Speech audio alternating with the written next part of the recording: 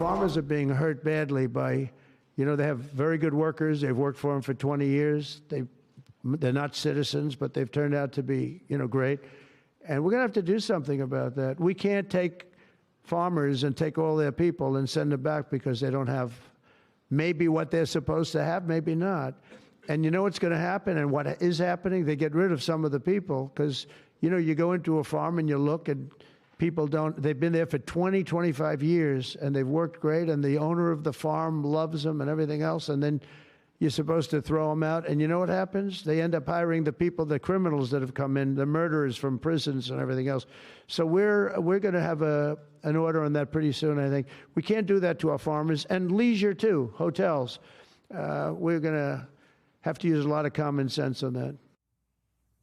That was President Trump at the White House yesterday, saying he will soon take action to protect undocumented farm and hospitality workers from ICE deportation raids, seemingly starting to understand the reality on the ground that advocates have long talked about, that some of these folks are seamless members of their community, can't just be ripped out. Meanwhile, parts of downtown Los Angeles are under another night of curfew restrictions as Mayor Karen Bass tries to clamp down on protests in the city. The Los Angeles Police Department reported 78 arrests overnight for charges including failure to disperse and curfew violations. Crowds were also reported throwing concrete and commercial-grade fireworks at officers, but there were no reports of arrests for vandalism and looting. Thousands of National Guard troops remain stationed throughout the city, and today a battalion of 700 Marines is expected to arrive. The service members have been deployed to guard buildings and federal law enforcement convoys as they conduct immigration sweeps. Yesterday, Homeland Security Secretary Kristi Noem vowed the Trump administration would not let up in its crackdown on immigrants without legal status or on protesters. Her remarks come despite more than 20 California mayors and local officials calling for an end to federal immigration raids. And when it comes to those troops, we knew this was going through the courts. A federal appeals court ruled last night that the Trump administration can maintain control of the 4,000 National Guard troops deployed to California amid anti-ICE protests there. The late-night ruling reversed a lower court judge's order from earlier that afternoon. A federal judge had told the administration to return control of the forces to California Governor Gavin Newsom. But the Trump administration quickly filed an appeal, resulting in a temporary pause of the lower court's ruling. Then the appeals court will hold a hearing on the matter next week. Newsom has opposed Trump's decision to deploy the troops, arguing the presence of militarized law enforcement will only intensify protests. I want to bring in now board chair of the grassroots organization Community Coalition, also the executive director of Black PAC, Adrian Shropshire. Black PAC is a political action committee focused on mobilizing and engaging with African-American voters. Adrian, thank you for joining us. I know it's very early where you are. I want to talk to you a little bit about the chilling effect that we have heard about in some of these immigrant communities. I wonder what you're seeing as you talk to folks on the ground there, what you're seeing in your community. Yeah, I mean, I think all of the stories that you all have talked about, have reported on, are true. We are seeing people who are afraid and feel terrorized. You've heard the stories about families being ripped apart at elementary school graduations. You've heard the stories of, day laborers at Home Depots. I know that at my Home Depot that I shop at, the men who are there looking for work are Senegalese, and they're no longer there.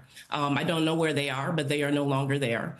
We had a member, and we've had many members who have witnessed, not experienced themselves, but one member sitting at a bus stop when an unmarked van pulled up and snatched two young women and their young children off of the bus stop. The other folks who were sitting there were scared. They didn't know if another van was going to come by and gather up the rest of them.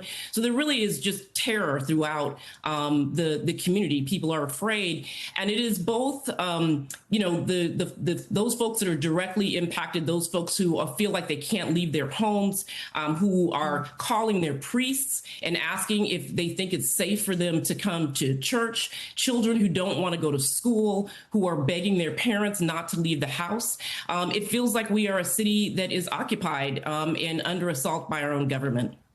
Well, you mentioned that you feel that the city is occupied. Of course, the troops are there on the ground. You've been in the grassroots organizing movement for decades. I mean, protest culture, peaceful protest culture is really in the fabric of this country. Free speech, the ability to protest what your government is doing if you disagree with it. So layer on top of it now that we're in a moment where National Guard troops have been sent in. What is the effect that they have on the ground?